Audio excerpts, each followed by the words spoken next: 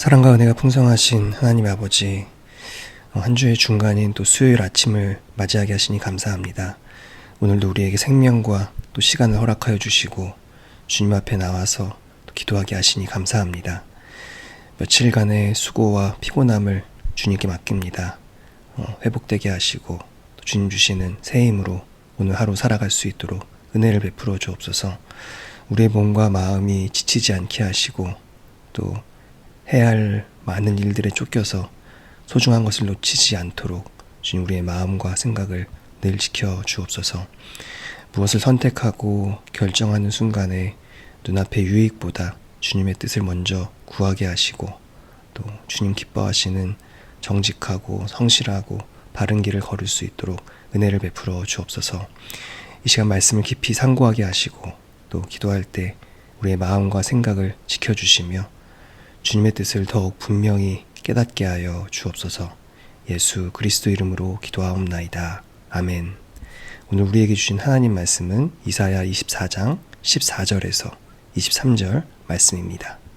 무리가 소리를 높여 부를 것이며 여호와의 위엄으로 말미암아 바다에서부터 크게 외치리니 그러므로 너희가 동방에서 여호와를 영화롭게 하며 바다 모든 섬에서 이스라엘의 하나님 여호와의 이름을 영화롭게 할 것이라. 땅 끝에서부터 노래하는 소리가 우리에게 들리기를 의로우신 이에게 영광을 돌리세 하도다.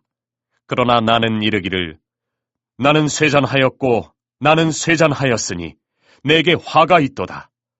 배신자들은 배신하고 배신자들이 크게 배신하였도다.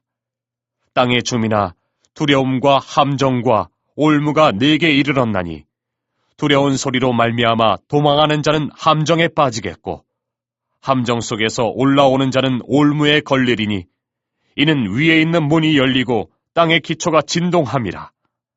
땅이 깨지고 깨지며 땅이 갈라지고 갈라지며 땅이 흔들리고 흔들리며 땅이 취한 자같이 비틀비틀하며 원두막같이 흔들리며 그 위에 죄악이 중함으로 떨어져서 다시는 일어나지 못하리라. 그날에 여호와께서 높은 데에서 높은 군대를 벌하시며 땅에서 땅의 왕들을 벌하시리니 그들이 죄수가 깊은 옥에 모임같이 모이게 되고 옥에 갇혔다가 여러 날 후에 형벌을 받을 것이라. 그때 달이 수치를 당하고 해가 부끄러워하리니 이는 만군의 여호와께서 시온산과 예루살렘에서 왕이 되시고 그 장로들 앞에서 영광을 나타내실 것입니다. 온 우주의 왕 되시는 하나님이라는 제목으로 하나님 말씀 함께 나누겠습니다. 먼저 어제 본문 내용 한번 잠깐 생각해 보겠습니다. 하나님께서 그 지도자들의 타락으로 인해서 땅과 또 그곳에 속한 모든 이들이 어떤 심판을 받게 될지를 이렇게 말씀해 주시는 그런 내용으로 좋게 봤습니다. 그런데 이제 오늘 본문, 어제 본문에서 이어지는 건데 오늘 본문 14절부터 분위기가 좀 바뀝니다. 뭐냐면은 이제 심판이 이루어지고 있는데 그 심판 한가운데서 찬양이 들리기 시작하는 거죠. 내용 한번 천천히 한번 살펴보겠습니다. 14절 먼저 보겠습니다. 무리가 소리를 높여 부를 것이며 여호와의 위엄으로 말미암아 바다에서부터 크게 외치리니 심판을 받는다고 하면은 사실은 괴로워하는 소리, 울부짖는 소리 이런 걸로 가득할 것 같은데 도리어 소리 높여 부르는 찬양이 들리기 시작을 하는 겁니다. 왜 그럴까요? 이 사람들은 땅에 임하는 지금 이 하나님의 심판을 단순히 나에게 닥치는 그런 어떤 어려운 재난이나 고난으로 보지 않았던 거죠. 이 심판을 통해서 우리가 도리어 자유를 얻을 것이고 또 하나님의 어떤 공평과 정의가 실현될 것이라는 어떤 그런 믿음이 있었기 때문에 찬양이 나오는 거예요. 지금 이제 이사야 선지자가 이제 계속해서 그 지도자들을 책망하고 있었잖아요. 그런데 그 말씀을 듣던 사람들의 마음이 어땠을까요? 우리를 괴롭히던 그동안 하나님의 뜻을 따르지 않던 그 지도자들이 심판을 받는구나 이렇게 생각을 했을 거예요. 그렇죠? 그리고 이사야 선지자가 그럼에도 불구하고 너희를 회복시키실 것이다. 그런 말씀을 할 때는 나에게 주시는 말씀으로 또 들리고 큰 소망을 아마 얻었을 겁니다. 그러니까 하나님의 심판이라는 것은 모든 사람에게 다 같은 의미로 다가오는 게 아닌 거죠. 땅을 지배하던 사람들, 그 당시에 하나님의 뜻을 거스르고 땅을 지배하던 사람들, 다른 그 사람들, 그 백성들의 어떤 그런 땅을 수탈하고 약탈하던 그런 사람들한테는 이 하나님의 심판이 재난이겠지만, 그 지도자들에게 억압받던 그 아래에서 고생하고 신음하던 사람들한테는 자유의 소식, 자유가 이제 시작된다라는 어떤 그런 희망의 지점이 되는 거죠.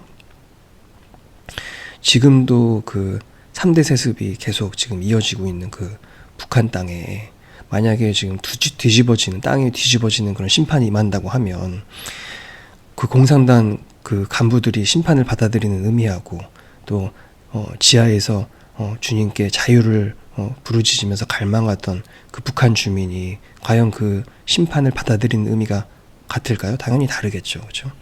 하나님의 심판은 하나님의 뜻을 거스르고 악독한 삶을 살던 지도자들한테는 재난이 되겠지만, 억눌린 자들, 그동안 자유가 없어서 고난받던 그런 억눌린 자들에게는 하나님의 공의가 실현되고, 또 하나님께서 주시는 그 자유를 누리는, 그 자유가 시작되는 은혜의 시간이 될 수 있는 것입니다. 그리고 이제 15절에서 20절 말씀은 심판을 받는 상황 가운데서 이제 이사야 선지자가 느끼는 그런 감정에 대해서 이야기하고 있습니다. 백성들은 심판이 임하는 가운데 하나님을 찬양을 하지만, 이사야는 이 심판 중에도 여전히 이제 그 악을 뉘우치지 않고 계속 행하는 그런 악함과, 또 그 어떤 이 심판 과정에서 고통당하게 되는 그런 사람들을 보면서 마음 아파하는 내용이 나옵니다. 이제 우리 이전 본문에서 나왔었던 부분이죠. 그런 내용들을 이제 최종적으로 지금 여기서 다시 정리하고 있는 겁니다.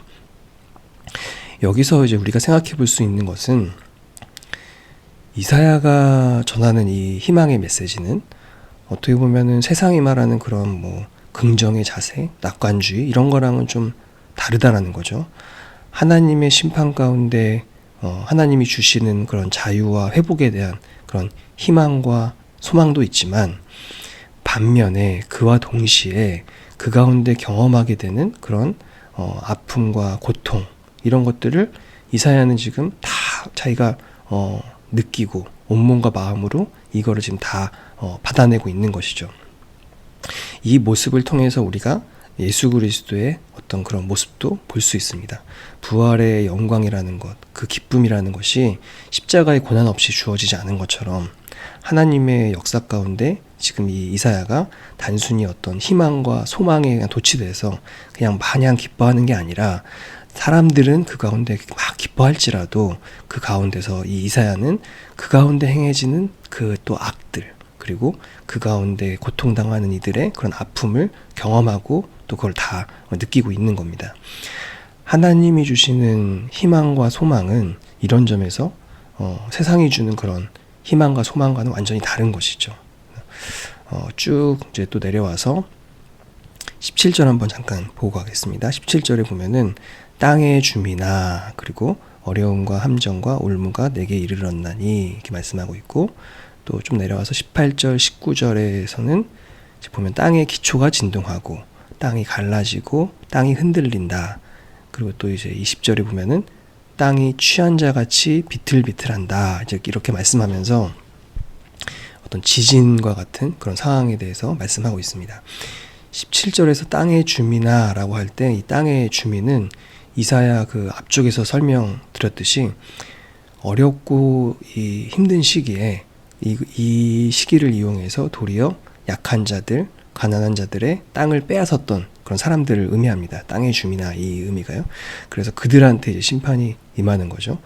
그들이 생각하기에 땅이 자기를 영원히 지켜줄 것이고, 이 땅이 나에게 뭐 이익을 가져다 줄 것이고, 생존 기반이라고 생각을 했었을 텐데, 그 땅이 지금 흔들리고, 오늘 보니까 또 재밌게 표현하는데, 술 취한 사람처럼 비틀댈 것이다, 이렇게 말씀을 하고 있는 겁니다. 21절에 보니까 땅에 그 백성들의 땅을 빼앗던 영주들뿐만 아니라 이제 그 땅의 왕들, 그들보다 더 높은 지도자들까지 심판하신다고 이제 21절에서 또 말씀을 합니다. 그리고 그들의 군대도 벌어진다라고 그렇게 나오죠. 그리고 22절에 보면은 그들이 죄수가 깊은 옥에 모임같이 모이게 되고 옥에 갇혔다가 여러 날 후에 형벌을 받을 것이라. 그 높고 높은 이제 위치에 있었던 모든 이들이 다 옥에 갇히게 될 것이라고 말씀하시는 거죠. 역사적으로 실제로도 그렇게 되잖아요. 그렇죠? 마지막으로 23절 한번 보겠습니다. 그때 달이 수치를 당하고 해가 부끄러워하리니, 이제 이렇게 시작을 하는데요. 이 해와 달 하면은 그 당시 고대 근동지방 모든 나라에서는 해와 달 하면 가장 강력한 존재죠. 그리고 이제 안정적인 그런 질서를 상징했습니다. 그래서 왕을 해 아니면은 뭐 해의 아들 이런 식으로 이제 표현을 했고 실제로 그렇게 믿었죠. 그래서 벽화나 이런 데 보면은 그렇게 표현하는 것들이 많이 남아 있어요. 또 개기일식이나 월식 같은 그런 어떤 해와 달에 관련된 어떤 그런 보이는 그런 징조들을 또 불길하게 여기기도 하고 이제 그런 기록들이 남아 있죠. 그래서 보통은 이제 달이 수치를 당했다, 해가 부끄러워했다, 이 본문을 진짜 해와 달로 이제 보고 해석을 하기도 하는데, 저는 그냥 오늘 이 23절 말씀을 그냥 제 생각에는 하나님 자리에 대신해서 올라가 있었던 그런 사람들을 의미하는 게 아닐까? 또 이렇게 한번 조심스럽게 생각을 한번 해봅니다. 지도자들이 하나님께 부끄러운 때가 왔다. 지도자들, 그러니까 해와 달의 위치에 있었던 그런 지도자들이 하나님께 부끄러운 때가 왔다. 이렇게 해석하는 게 좀 더 문맥상으로 매끄럽지 않을까, 그렇게 생각을 한번 해봅니다. 어쨌든 중요한 것은 그 이후에 이제 또 마지막 절 뒷부분이 나와요. 만군의 여호와께서 시온산과 예루살렘에서 왕이 되시고, 그러니까 심판의 목적이 지금 여기서 이제 드러나는 거죠. 땅을 황폐하게 만드는 것이 하나님의 이 심판의 최종 목적이 아니고, 땅을 불의하게 지배하던 왕들을 제거하고 만군의 여호와께서 시온산과 예루살렘의 왕이 되시는 것.